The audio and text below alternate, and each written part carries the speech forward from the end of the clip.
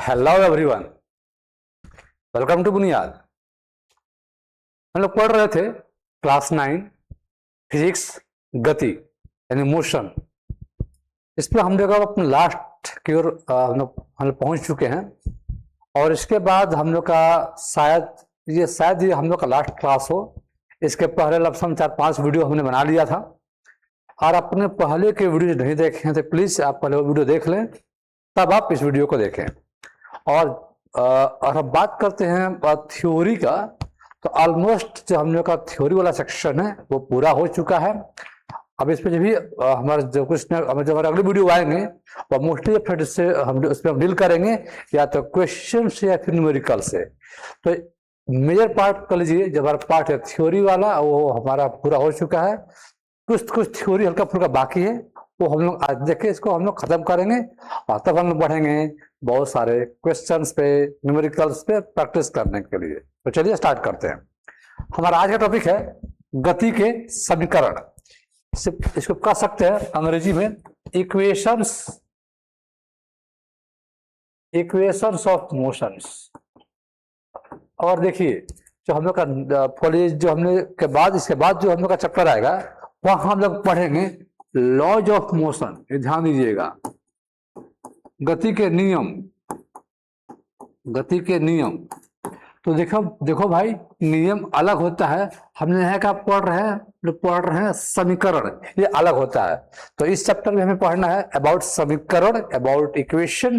जो हम लोग का नेक्स्ट चैप्टर आएगा वहां हम लोग पढ़ेंगे गति के नियम। हाँ, अलग से ये भी 3 है, आपके जो हमारा इक्वेशन है ये भी 3 है, और नियम भी 3 होता है। चलिए एक और बात, यहाँ पर देखिएगा, यहाँ पर आपको जो फर्स्ट आपको लिखा हुआ है ना, आपको यही फर्स्ट मानना है। ऐसा जो भाई मेरी मर्जी है ना, हम इसको फर्स्ट मान लेंगे, आप नहीं मान सकते हैं। और फर्स्ट ये है, यही फर्स्ट है। सेकेंड ये है, यही सेकेंड है। थर्ड ये है, थर्ड है। क्योंकि मान लिया गया है कि मान लीजिए वर्ल्ड में, मतलब दुनिया में आप इसको फर्स्ट मान रहे हैं, बाहर में कोई इसको फर्स्ट, इसको कुछ मान लीजिए इसको यहाँ हम फर्स्ट मान रहे हैं, बाहर में सर इसको हम फर्स्ट मानेंगे। तो ये आपका तब आपका कंफ्यूजन ना हो, इसलिए एक मैंने इसको फिक्स कर दिया गया है कि हाँ फर्स्ट ही है, सेकंड है, थर्ड हमारा ही है। ठीक है, आगे बढ़ते हैं हम लोग। दूसरी बात, जो भी ये इक्वेशन है, जो का समीकरण है, या गति के, तब ये त्वरण के किस मान के लिए एप्लीकेबल है। यानी कि क्या त्वरण का मान कुछ भी होगा, जैसे हमारा मान से मतलब है कि क्या जो आपका त्वरण होगा, इक्वेशन होगा, का त्वरण समान है, यूनिफॉर्म है, या असमान है। तो क्या त्वरण के किसी भी मान के लिए काम होगा? तो नहीं, याद रखिएगा। त्वरण का मान समान हम कहते हैं यूनिफॉर्म। यूनिफॉर्म त्वरण होगा, एक्सेलरेशन होगा, उसी के लिए ये जो भी कथित तीनों इक्वेशन मान्य होंगे। यानी कि यहाँ जो ए लिखा हुआ है आपको हर जगह दिखाई पड़ जा रहा होगा, ए का मान हमेशा आपको एक समान चाहिए, ए का मान एक समान चाहिए। याद रखिएगा, एक समान त्वरण के लिए ही ये इक्वेशंस वैलिड है। अगर आपका तो त्वरण का मान असमान हो जाएगा तो ये इक्वेशंस है ये काम नहीं करेंगे। ध्यान रखिएगा। आपसे पूछते मान लीजिए एमसीक्यू वगैरह में कि त्वरण का मान क्या होना चाहिए, तो भूलिएगा मत, उसका मान हमेशा एक समान यानी कि यूनिफॉर्म होना चाहिए। दूसरी बात, अब यहाँ पर किस अल्फाबेट का क्या मतलब होता है तो आपको पहले से पता होगा। एस क्या दिखाता है जी? विस्थापन। भी क्या दिखाता है जी? तो अंतिम वेग। यू क्या दिखाता है जी? तो प्रारंभिक वेग। आपका टी क्या दिखाता है जी? कितना समय लगा आपका, ये तक तो वही है, त्वरण है ही, त्वरण। ठीक है, ये हमारा इक्वेशन हो गया, 3 इक्वेशन। अब क्वेश्चन ये है कि हम मतलब इसका हम यूज कहाँ कहाँ करेंगे। चलिए बात करते हैं हम। ठीक है, जैसे होइएगा, मान लो कह दे कि एक वस्तु, अरे एक कार 20 मीटर पर सेकंड की रफ्तार से चलते हुए 10 सेकंड में 180 मीटर पर सेकंड की रफ्तार प्राप्त करती है तो उसका त्वरण ज्ञात करें।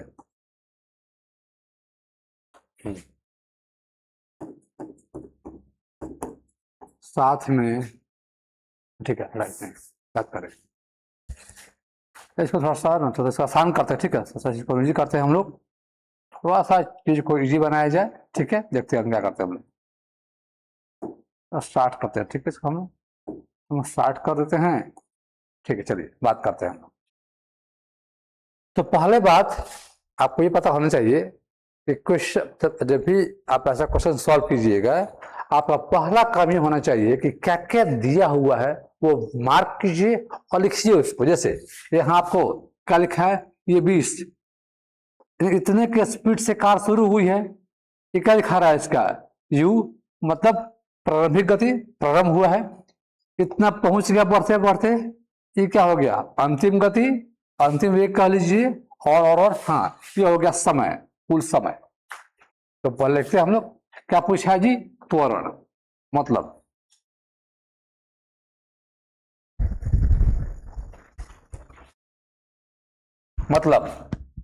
दिया हुआ है, यहां पर दिया हुआ है, क्या दिया मेरे भाई, u 20 है, v 60 है, t 10 है, ये पूछा है आपसे, क्वेश्चन बोला है त्वरण ज्ञात करें। चलिए हम जानते हैं एक फॉर्मूला, v है आपका 60, u है 20, t है 10, 40 + 4 मीटर पर सेकंड स्क्वायर। आसान था, लेकिन इसमें इसका प्रयोग था कि साथ में कुल दूरी ज्ञात करें, यानी कि इतना कह लीजिए, इस डाटा के साथ वो जो गाड़ी है वो कितना दूर गई है आपको ये भी निकालना है। अब बोल दिया भाई यहाँ पर अब एस भी फाइंड करें, पहले क्या था खाली ए निकालिए, अब क्या बोल दिया साथ में एस भी निकालना है। तो बात हमको ये करना है कि उन तीनों समीकरण में हमारा समीकरण कौन सा लगेगा, बात करते हैं। चलिए, जब भी डाउट हो कि कौन सा फॉर्मूला यूज करना है, आप रफ में आराम से पहले आप तीनों फॉर्मूला को लिख लीजिए। बता रहे क्यों ऐसा कह रहा हूं मैं आपको। पहला हो गया, दूसरा आपका, तीसरा आपका, ये हो गया। अब क्या बोला था, एस निकालिए। अब ध्यान दीजिएगा, क्या आपको पहला इक्वेशन में कहीं एस दिखाई पड़ रहा है, नहीं दिखाई पड़ रहा है। तो फर्स्ट आउट हो गया, पहले भाग गया वो, बचता सेकंड और थर्ड। तो हाँ भाई, यहां भी एस है आपका, यहां भी एस है, यानी कि जब हमारा श्योर हो गया ना, हमको फर्स्ट यूज नहीं करना है, यूज क्या करना है, सेकंड और थर्ड। तो अब देखते हैं दोनों में कौन सा, तो फर्स्ट चेक करते हैं, एस निकालना है, अच्छी बात है। यू पता है, हाँ दिया हुआ है, टी पता है, हाँ दिया हुआ है, ए आपने निकाल लिया है, टी दिया हुआ है, यानी कि आप सेकेंड का आप इस्तेमाल करते हुए आप एस निकाल सकते हैं। थर्ड चेक कर लेते हैं, भी आपको पता है, यू आपको दिया हुआ है, ए आपने निकाल लिया है, आप एस निकाल सकते हैं। यानी कि इस क्वेश्चन के लिए आप दोनों इक्वेशन में किसी का यूज करते हुए आप दूरी का आप मान या एस का आप मान निकाल सकते हैं। चलिए देखते हैं हम लोग। चलिए हम यूज करते हैं second equation, s is equal to U T plus half A T square. U हमारा 20 था, टी हमारा 10 था, ये हाफ हो गया, ए आपका 4 आ गया है, पी 10 का स्क्वायर, मतलब ये गुणा हो जाएगा 200 कट के 2 हो जाएगा हमारा, ये प्लस हो जाएगा, ये 2 जाएगा 100, 10 का स्क्वायर होगा 100, मतलब ये 200 प्लस 200 जाएगा 400 मीटर, ये हमारा दूरी हो गया एस 400 मीटर। ये हमने सॉल्व किया है आपका यूजिंग सेकेंड इक्वेशन। हम थर्ड की बात करते हैं, जब चेक करते हैं क्या थर्ड से ये आएगा कि नहीं। चलिए बात करते हैं थर्ड इक्वेशन। देखा है आपको बोर्ड पर लिखा हुआ है। चलिए भी आपका था 60 शायद, हाँ 60 दिया हुआ था, यू 20 था हमारा, प्लस 2 इंटू ए आया था 4s, हमको एस निकालना है। हो जाएगा आपका 3600, ये 400 प्लस ये 8 है। चलिए तो साइड चेंज कर रहे हैं, हटाइए इसको। 3600 minus 400 to 8s, 8 into S, ये 3200 बटा इक्वल टू 8s, मतलब 3200 भागा 8 बराबर s, 400। कैसा है कितना 400 मीटर। देखा आपने, यानी कि आपका मेथड्स अगर आपने सही से वैल्यू पुट किया हुआ है, आपने सही से संख्या फॉर्मूला यूज किया हुआ है, आपने सही से साइन यूज किया हुआ है, तो आपका फॉर्मूला कुछ भी यूज कीजिएगा आपको रिजल्ट सेम आएंगे। देखिए यहाँ हमने यूज किया था थर्ड इक्वेशन को, यहाँ हमने यूज किया है सेकेंड इक्वेशन को, और हाँ दोनों केस में हमारा जवाब सही तो सेम आ गया, मतलब हमारा आंसर सही होगा। ठीक है, आते हैं हम लोग नेक्स्ट क्वेश्चन पे, थर्ड क्वेश्चन। ठीक है, देखते हैं हम लोग। मान लो कह दे आपका, अच्छा मान लो कह दे कि वही कोई कार 100 मीटर पर सेकेंड की रफ्तार से चल रही थी, अचानक ब्रेक लगाने पर उसकी गति 10 सेकंड में 20 हो गई, 20 मीटर पर सेकंड हो गई, तो ब्रेक लगाने के बाद कार कितनी दूर चली। क्या निकालना है, कितनी दूरी। चलिए पहले बात क्या कर दिया हुआ है, देखते हैं हम लोग। इतना पे चल रही थी, इतना पे आ गई इतने टाइम में, यानी क्या ये क्या हो गया, यू स्टार्टिंग चल रही थी 100 पे और यू हो गया 100, 20 पे आकर रुक गई है, पी हो गया 20, टाइम आपका है 10 सेकंड। क्या पूछा है, दूरी, कितना दूरी, एस डिस्टेंस। चलिए फिर सेम चीज आपको पता होगा आपको कि एस हमेशा या तो सेकंड में आता है या फिर थर्ड में आता है, एस फर्स्ट में नहीं आता है। चलिए सेकंड में क्या होता है जी, S is equal to U T plus half A T square, और थर्ड क्या होता है जी V square minus E square plus equal to 2s था, 2s। ध्यान दीजिएगा यहाँ आपको u पता है, t पता है, a नहीं पता है। सेम चीज यहाँ आपको v पता है, u पता है, s दिया है, a नहीं पता है, यानी कि हमारा पहला काम होगा a फाइंड करना। चलिए तो a निकालते हैं पहले, सेम फॉर्मूला, v है 20, u है 100, टाइम है 10, दिया गया -80, 10 पटके -8 m पर सेकंड स्क्वायर, ये हो गया हमारा। चलिए तो सेकंड पे आते हैं, सेकंड इक्वेशन से यू का था 100, टाइम का था 10 प्लस हाफ, ए आ गया है -8, ये 10 का स्क्वायर। चलिए ये हो गया 1000 प्लस -4 हो गया, ये प्लस हो जाएगा, मतलब मान लीजिए -4 इंटू 100, 400 हो जाएगा, हट के ये यानी कि 1000 -400 600 मीटर। ये आपका दूरी है कि ब्रेक लगाने के बाद वो जो कार है वो 600 मीटर दूर जाएगी। तो देखा ऐसा करके, यानी कि क्वेश्चन में क्या क्या दिया हुआ है और क्या पूछ रहा है, उसके हिसाब से आपको क्या तय करना होता है कि आप कौन सा फॉर्मूला लगाने जा रहे हैं। तो बस इसी के मतलब कह लीजिए, हाँ इस मतलब ठीक, सॉरी हाँ, इसके बाद हमारा लास्ट टॉपिक है, वो हमारा है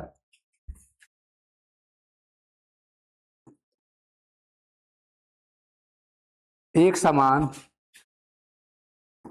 वृत्तीय गति, यूनिफॉर्म सर्कुलर मोशन, या एक समान त्वरित गति, यूनिफॉर्मली एक्सेलरेटेड मोशन। और कीजिएगा, आपसे पहले बताया गया था इस चीज के बारे में कि त्वरण त्वरण जहां भी होगा, त्वरण जहां भी होगा तो हमेशा ये असमान गति को दिखाता है। यह हमेशा नॉन यूनिफॉर्म मोशन को दिखाता है। हमेशा अगर आपको वर्ड आ गया त्वरण, एक्सेलरेशन, यानी हमेशा गति क्या होने वाला है मेरे भाई, वो होगा असमान। तो यहाँ पर एक समान गति का है लिखा है मेरे भाई। हम जानते हैं कि जब आपका त्वरण होता है वो दिखाता है असमान गति को, और ऑलरेडी यहाँ पे वर्ड क्या हुआ है, त्वरित। जब मोशन हो रहा है त्वरित, तो फिर एक समान गति कैसे हो सकता है, जबकि पहले से पता है जब आपका त्वरण होगा तो गति क्या होगी, गति असमान होगी। तो जब त्वरण असमान होता है तो यहाँ पर एक समान त्वरित गति, यानी एक समान गति की बात क्यों हो रही है, और कहाँ हो रही है, न कि हर जगह। और मोशन आपका वृत्तीय होगा, मतलब आपकी वस्तु गोल गोल घूम रहा होगा। हम तभी की बात कर रहे हैं यहाँ पर, न कि स्ट्रेट लाइन पे या बाकी मोशन का। ऐसा क्यों, आज बात करते हैं हम लोग। पहला बात, अगर अच्छा अब होता क्या त्वरण, होता क्या था आपको, वेग बटा समय। मतलब हुआ अगर आपका वेग बदल रहा होगा, और वेग के बदलाव को हमने क्या कहते हैं त्वरण। अगर वेग बदल रहा होगा, जाहिर सी बात है हमें क्या हो रहा, हमें क्या मिल जा रहा होगा, त्वरण। तो क्वेश्चन है ना भाई कि वेग को हम कितने तरह से बदल सकते हैं, वेग को हम कितने तरह से बदल सकते हैं। तो दो तरीका से। पहला कह लीजिए तो इसका परिमाप, तो इसका मैग्नीट्यूड बदल के, वैल्यू। दूसरा तो इसका क्या बदल के, दिशा, डायरेक्शन। तो मान लीजिए आपका पहले स्पीड 20 था, अब 30 हो गया, क्या चेंज हो गया जी, वैल्यू। आपका वैल्यू चेंज हो गया, बताइए क्या गति एक समान होगा, नहीं होगा। और पहले वेग 20 था, अब 30 हो गया, बदल गया ना। और वेग कहीं बदल रहा होगा, उसे क्या कहा जाता है, त्वरण। तो हम किसी वस्तु के हम वेग को चेंज करते हैं दो तरीके से, या तो आप इसका स्पीड चेंज कर दीजिए, मन किया घटा दिए, मन किया बढ़ा दिए, ये हम कर सकते हैं। या उसका वस्तु का हम दिशा चेंज कर सकते हैं, तो इसका हम दिशा चेंज कर सकते हैं। तो दो तरीका है हमारे पास वस्तु के वेग को बदलने का। और सोचिए, मान लीजिए अब वैल्यू इसका 20 रह जाए, क्या वैल्यू बदला, नहीं बदला, और हम वैल्यू को फिक्स कर दें तो हम क्या बोलेंगे भाई, गति क्या हो रहा है, समान हो रहा है। गति आपका एक समान हो रहा है कब, जब हम स्पीड को, जब हम संख्या को हमने फिक्स कर दिया है, चेंज नहीं किया है। आप बोलेंगे सर जब हमारा संख्या फिक्स कर दिया गया, क्या वेग बदला, नहीं बदला भाई, सही बात है। लेकिन सेकेंड पॉइंट देखिए ना, हम क्या बदल रहे हैं, दिशा बदलने से क्या चेंज होता है, वेग। तो अगर हम वैल्यू को फिक्स कर दें, संख्या मोशन क्या हो गया, एक समान, लेकिन हम क्या चेंज कर दें, दिशा, और जहां दिशा बदला क्या बदल गया होगा, वेग, उसको क्या कहते हैं हम लोग, त्वरण। यानी भाई मेरे यहाँ पर आपका मैंने जो वर्ड आया था ना, एक समान त्वरण, तो एक समान क्यों हो रहा है, क्योंकि आपका जो परिमाप है वो नहीं बदल रहा है, तो आपका गति क्या हो गया, एक समान हो गया, लेकिन अब त्वरण कहा आया, त्वरण आया होगा वेग के बदलने से, और यहाँ जब कभी बदल रहा है उसका कारण उसका संख्या ना होके दिशा हो रहा है। कभी पढ़ा होगा, हम वृत्त को मानते हैं कि वृत्त आपका बहुत से बिंदुओं से बना हुआ है, और हर बिंदु पे वस्तु की दिशा क्या होती है, बदलते रहती है। हर बिंदु पे दिशा क्या हो रही है, चेंज हो रही है। मतलब हम मान लेते हैं भाई कि लड़का है, जो लड़का है मान लीजिए जो 20 ms के स्पीड से दौड़ रहा है, तो इसका स्पीड हमेशा फिक्स है, तो गति क्या दिखा रहा होगा, एक समान, क्योंकि उसका वैल्यू क्या है, फिक्स है। लेकिन आप देख रहे हैं हर पॉइंट पे क्या बदल रहा है, दिशा, और जहां आपका दिशा बदला क्या बदल गया होगा, वेग बदल गया होगा, और हम जानते हैं इसको क्या कहते हैं, त्वरण कहते हैं। तो यहाँ पर आपका त्वरण भी हो रहा है, वो इसलिए हुआ कि हर पॉइंट पे, सर्कल पे, वृत्त पे आपका दिशा बदल रहा है, लेकिन गति एक समान इसलिए है क्योंकि उसकी वैल्यू क्या है, वो फिक्स है, बराबर है। तो देखिए ये हम बात करते हैं दो चीज का, वैल्यू एक बराबर एक समान, दिशा बदलने से क्या बदल गया, वेग, और जहां वेग बदला उसे क्या कहते हैं, त्वरण। यहाँ का जो त्वरण आ रहा है उसका कारण है बदलाव दिशा में, न कि संख्या में। इसीलिए कहा गया अगर कोई वृत्तीय गति हो रही है और अगर गति एक समान है उसे कहा जाता है एक समान त्वरित गति, क्योंकि यहाँ पर जो एक समान इसलिए लाया जा रहा है क्योंकि उसका जो वैल्यू है, परिमाप है, मैग्नीट्यूड है, वो फिक्स है, वो नहीं बदल रहा है। बट यहाँ पर जो त्वरण हो रहा है उसका कारण है, त्वरण कारण है दिशा में परिवर्तन, और दिशा बदलने से भी हमारा वेग बदल जाता है। ये हमारा था लास्ट टॉपिक। और एक और बात कि बोल दे भाई कि आप इस पे गति वेग चाल निकालिए, तो जानते हैं फॉर्मूला क्या होता है जी, परिधि दूरी होगा बटा समय, यानी कि सिंपली 2πr बटा टाइम। आप जानते हैं आपका जो पूरा गोला रास्ता है जिसको हम परिधि कहते हैं, आपका ये क्या दिखाता है, दूरी को।